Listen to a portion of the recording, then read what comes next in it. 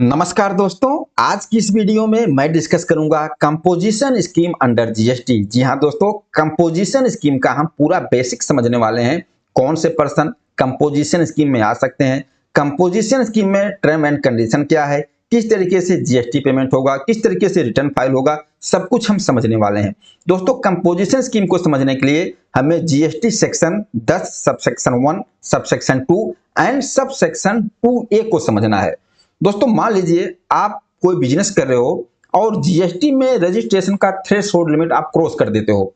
जो जीएसटी में रजिस्ट्रेशन के लिए थ्रेशोल्ड लिमिट है 10 लाख, 20 लाख, 40,000, आप उसको क्रॉस कर देते हो। अब आपको जीएसटी में रजिस्ट्रेशन लेना है। अब आपके सामने दो स्कीम है, या तो रेगुलर स्कीम लो या तो कंपोजिशन स्कीम में आ जाओ।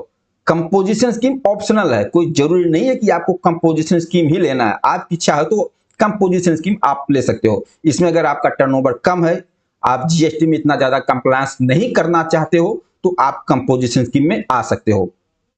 अब हम देखते हैं कंपोजिशन स्कीम में कौन कौन से लोग आ सकते हैं। जैसे आप मैन्युफैक्चरर हो, किसी भी गुड्स का आप मैन्युफैक्चरिंग करते हो, लेकिन अदर देन नोटिफाइड गुड्स, कुछ गुड्स को नोटिफाइड किया गया है, इन गुड्स के अलावा अगर आप मैन्युफैक्चरर हो तो आ सकते हो कंपोजिशन स्कीम में। अब वो हम देख लेते हैं कि नोटिफाइड गुड्स क्या है। Ice cream and other edible ice, pan masala, tobacco and manufactured tobacco substitute या एरेटेड वाटर, ये नोटिफाइड गुड्स हैं।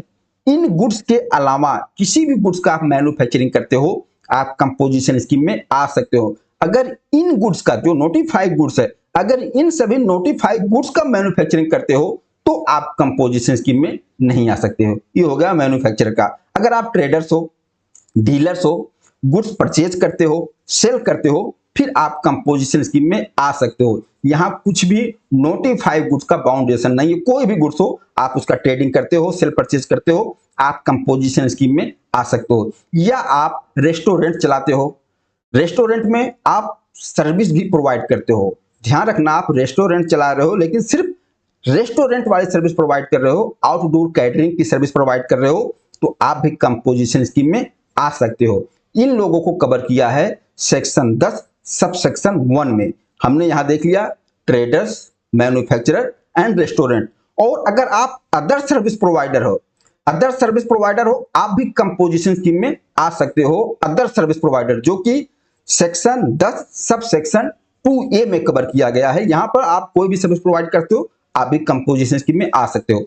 अब यह देखना है कि कंपोजिशन स्कीम में आने के लिए आपकी टर्नओवर लिमिट को देखना है। और टर्नओवर की लिमिट को देखने के लिए आपके प्रीवियस फाइनेंशियल ईयर का टर्नओवर लिमिट देखना पड़ेगा। क्योंकि जब आप कंपोजिशन स्कीम में आओगे तो नए फाइनेंशियल से आओगे, तो इससे पहले का आपका टर्नओवर लिमिट कितना था। देखिए, सबसे पहले हम देख लेते हैं ये जो सेक्शन 10 सबसेक्शन 1 वाले हैं, कौन कौन से, जिसमें मैन्युफैक्चरर, ट्रेडर्स और रेस्टोरेंट, इनकी क्या टर्नओवर लिमिट होनी चाहिए। अगर प्रीवियस फाइनेंशियल ईयर का एग्रीगेट टर्नओवर लिमिट 1.5 करोड़ तक है और कुछ स्पेशल कैटेगरी के स्टेट हैं, उन स्पेशल कैटेगरी स्टेट के अलावा अगर आपका प्रीवियस फाइनेंशियल का एग्रीगेट टर्नओवर 1.5 करोड़ तक का है, आप कंपोजिशन स्कीम में आ सकते हो। लेकिन दोस्तों, यहाँ कंपोजिशन स्कीम में एग्रीगेट टर्नओवर का मतलब समझना, आपने जितनी भी आउटवर्ड सप्लाई किया होगा, चाहे वो एग्जेम्प्ट सप्लाई होगी, चाहे टैक्सेबल सप्लाई होगी, चाहे नील रेटेड सप्लाई होगी, और आपके पैन बेस पर एग्रीगेट टर्नओवर आपका 1.5 करोड़ तक का है, तो आप कंपोजिशन स्कीम में आ सकते हो। कौन कौन से, रेस्टोरेंट वाले, ट्रेडर्स, मैन्युफैक्चरर। लेकिन जो स्पेशल कैटेगरी वाले स्टेट हैं, उनकी टर्नओवर लिमिट कितना, 75 लाख तक का है। और स्पेशल कैटेगरी स्टेट कौन सा है, सिक्किम, त्रिपुरा, नागालैंड, अरुणाचल प्रदेश, मणिपुर, मेघालय, मिजोरम, उत्तराखंड, ये स्पेशल कैटेगरी वाले स्टेट हैं।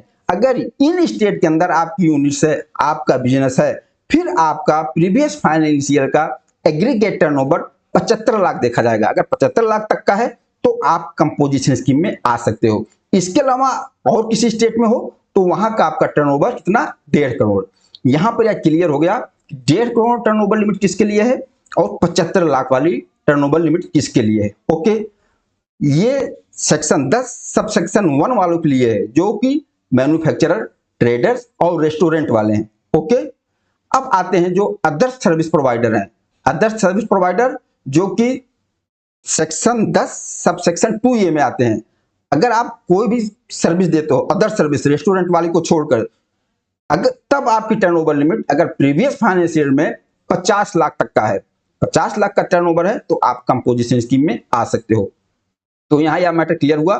ट्रेडर्स, मैन्युफैक्चरर, रेस्टोरेंट, अगर स्पेशल कैटेगरी के स्टेट में हो तो आपका प्रीवियस फाइनेंशियल का एग्रीगेट टर्नओवर 75 लाख तक का है, आप कंपोजिशन स्कीम में आ सकते हो।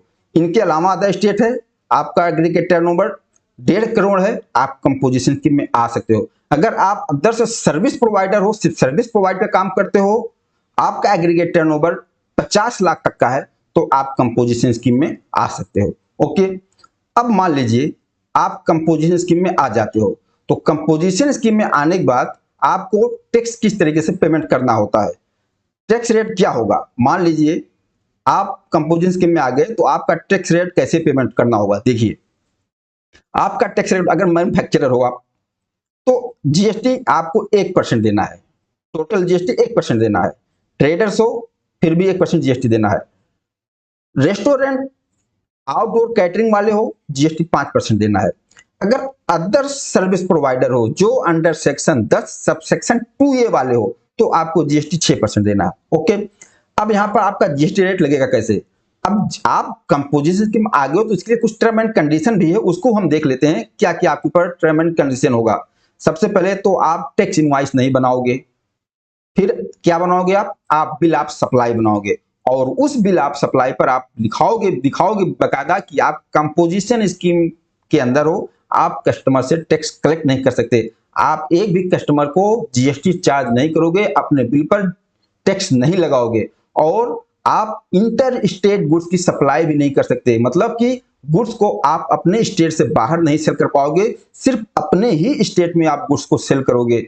आपको कोई भी आईटीसी नहीं मिलेगा, आप कोई भी आईटीसी क्लेम नहीं कर सकते। अगर कंपोजिशन स्कीम में हो तो इतना कंडीशन आपके ऊपर होगी। अब आपको जीएसटी कैसे पेमेंट करना है, आप मैन्युफैक्चरर हो तो आप अपने स्टेट से माल बाहर तो बेचोगे नहीं, जब स्टेट से माल बाहर नहीं जाएगा तो आईजीएसटी लगेगा नहीं, इसलिए आपको सीजीएसटी और एसजीएसटी ही पेमेंट करना होगा, आप स्टेट के अंदर ही सप्लाई करोगे। तो मैन्युफैक्चरर हो 0.5% सीजीएसटी, 0.5% एसजीएसटी, मतलब सीजीएसटी आधा एसजीएसटी आधा, टोटल आपको 1% जीएसटी देना है। सीजीएसटी एसजीएसटी किस अमाउंट पर देना है, ध्यान देना। मैन्युफैक्चरर हो, टर्नओवर इन स्टेट, आपने अपने स्टेट में जो टर्नओवर है, टोटल टर्नओवर, अब आपने चाहे कोई प्रोडक्ट टैक्सेबल वाला प्रोडक्ट हो उसकी सप्लाई किया हो, उस पर भी देना पड़ेगा।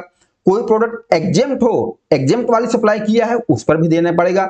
नील रेटेड सप्लाई है उस पर, मतलब अगर आप मैन्युफैक्चरर हो तो taxable supply, exempted supply, nil rated supply, कोई भी आउटवर्ड सप्लाई है आपकी, टोटल पे आपको 1% जीएसटी भरना पड़ेगा। सीजीएसटी आधा परसेंट, एसजीएसटी आधा परसेंट।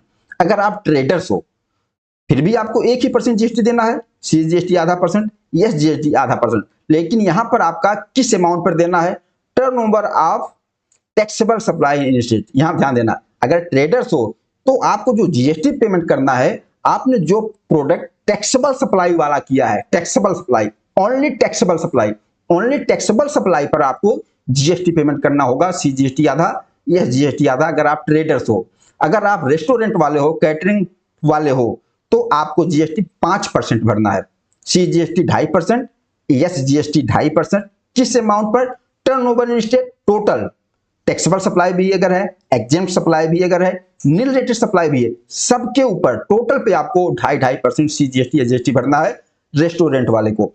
अब अगर अदर सर्विस प्रोवाइडर हो जो under section 10 sub section 2A वाले हो, तो वहां आपको 6% जीएसटी भरना होगा, 3% सीजीएसटी, 3% एसजीएसटी। जीएसटी का कैलकुलेशन कैसे, टर्नओवर इन स्टेट, टोटल, आपने टैक्सेबल सप्लाई है, एग्जेम्प्ट सप्लाई है, नील रेटेड सप्लाई है, सबके ऊपर आपको 3% जीएसटी भरना है। सिर्फ ट्रेडर्स, जो ट्रेडर्स हैं, ट्रेडर्स के लिए सिर्फ टैक्सेबल सप्लाई बताया गया कि आपको टैक्सेबल सप्लाई पे जीएसटी पेमेंट करना है। बाकी मैन्युफैक्चरर, रेस्टोरेंट वाले, अदर सर्विस प्रोवाइडर वाले, सबको आपकी जितनी सप्लाई होगी total taxable, exempt, nil rated, total पे आपको जीएसटी पेमेंट करना है। ओके, हमने यह देख लिया कि जीएसटी आपको किस तरीके से पेमेंट करना है।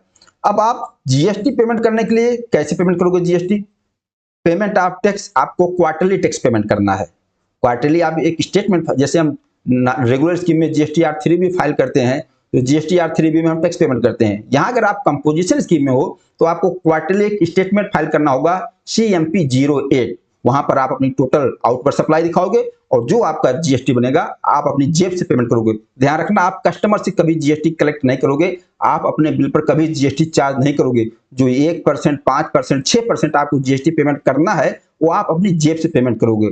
और एनुअल रिटर्न आपका GSTR9A या GSTR4 आपको एनुअल रिटर्न फाइल करना होगा। आपको यहाँ GST रिटर्न भी कम फाइल करनी है, देखिए ज्यादा कंप्लायंस नहीं है। रेगुलर में तो GSTR1, GSTR3 भी, फिर एनुअल रिटर्न आपको हर महीने रिटर्न फाइल करनी है। लेकिन कंपोजिशन स्कीम में ऐसा नहीं है, क्वार्टरली आपको टैक्स का पेमेंट भी करना है CMP08 के द्वारा। ओके, अब हमने देखा कि हमारी प्रीवियस फाइनेंशियल का टर्नओवर लिमिट कितना था, 75 लाख, 50 लाख, 1.5 लाख, 75 लाख, 50 लाख, 1.5 करोड़। तो हम कंपोजिशन स्कीम में आ गए। लेकिन हम कंपोजिशन स्कीम में कब तक रह सकते हैं भैया, वही लिमिट। आप कंपोजिशन स्कीम में कब तक रह सकते हो वही लिमिट आपने प्रीवियस फाइनेंशियल का देखा, उस लिमिट के हिसाब से आपने कंपोजिशन स्कीम ले लिया।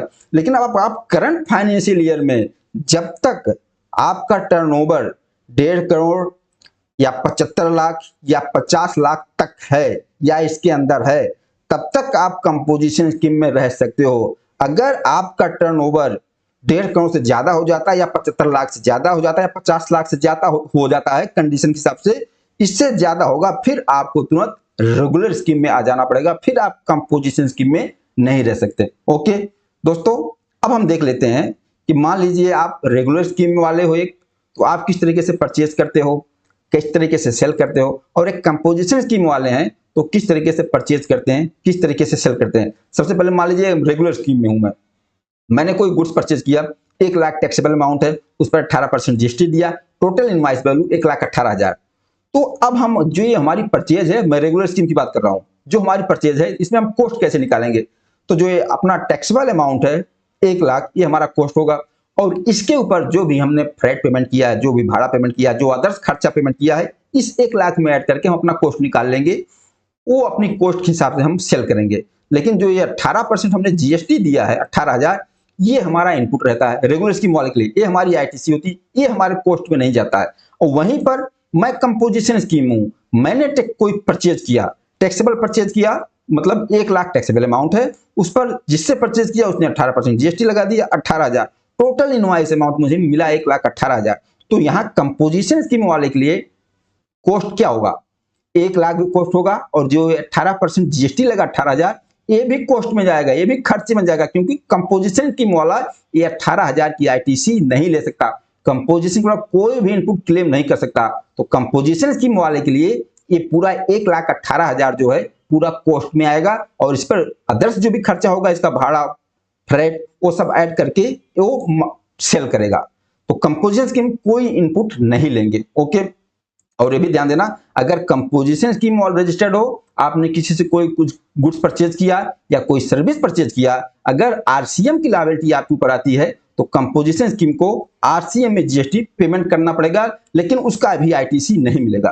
तो दोस्तों यहाँ यह मैटर क्लियर हुआ कि कंपोजिशन स्कीम में कौन आ सकता है, कब 75 लाख की टर्नओवर लिमिट देखनी है, कब 50 लाख की टर्नओवर लिमिट देखनी है, कब 1.5 करोड़ की टर्नओवर लिमिट देखनी है, कितना GST पेमेंट करना है। और एक चीज, जो ये अदर सर्विस प्रोवाइडर हैं, इनको सिर्फ सर्विस प्रोवाइडर के लिए कहा गया कि सिर्फ आप सर्विस प्रोवाइडर हो तो आपकी 50 लाख की टर्नओवर लिमिट देखी गई। लेकिन जो ऊपर ट्रेडर्स थे, मैन्युफैक्चरर थे, क्या ये लोग भी कुछ सर्विस प्रोवाइड कर सकते हैं? तो यहाँ इनको थोड़ा सा छूट दिया गया है। अगर आप मैन्युफैक्चरर हो या ट्रेडर्स हो, फिर भी आप एक लिमिट तक सर्विस प्रोवाइड कर सकते हो। कितना लिमिट दिया गया इनको? मैन्युफैक्चरर हो, ट्रेडर्स हो, रेस्टोरेंट हो, कितनी सर्विस की सप्लाई आप कर सकते हो, क्योंकि आपको पहले मना किया गया है सिर्फ आप कोई सर्विस की सप्लाई आप नहीं कर सकते। सर्विस की जो सर्विस सप्लायर है उनको अलग कैटेगरी में रखा गया था रेस्टोरेंट के अलावा, लेकिन मैन्युफैक्चरर, ट्रेडर्स को भी अलाउ किया गया है कि आप भी सर्विस की सप्लाई कर सकते हो। उसके लिए लिमिट डिसाइड की गई है। किस तरीके से? इनको देखना है कि पिछले फाइनेंशियल ईयर का जो टर्नओवर था इनके स्टेट में, यहाँ टर्नओवर देखा जाएगा लिमिट स्टेट वाइज। पिछले फाइनेंशियल ईयर का जो टर्नओवर था इन स्टेट, उसका 10% या 5 लाख, इसमें से जो ज्यादा होगा उतने अमाउंट की आप सर्विस सप्लाई दे सकते हो। जैसे प्रीवियस फाइनेंशियल का टर्नओवर 30 लाख था, तो 30 लाख का 10% कितना हुआ, 3 लाख या 5 लाख। यहां पर कितने, इसमें से जो ज्यादा होगा, ज्यादा क्या है 3 लाख, यहां ज्यादा, सॉरी यहां पर ज्यादा है 5 लाख, तो यहां तक 5 लाख की आप सर्विस सप्लाई दे सकते हो, मैन्युफैक्चरर हो या ट्रेडर्स हो। पिछले फाइनेंशियल का टर्नओवर का 10% या 5 लाख, इसमें से जो ज्यादा होगा उतने की सर्विस आप दे सकते हो, उतने अमाउंट का। लेकिन आपने सर्विस का जो टर्नओवर है या आपने गुड्स जो सेल किया उसका टर्नओवर आपको यही देखना है कि 75 लाख या 1.5 करोड़ से ज्यादा क्रॉस नहीं होना चाहिए। तो दोस्तों इस वीडियो से मुझे उम्मीद है कि कंपोजिशन स्कीम की जो सारी कंडीशन है लगभग समझ में आ गया। बाकी आप लोग बताना यह वीडियो आप लोगों को कैसा लगा। नमस्कार, धन्यवाद।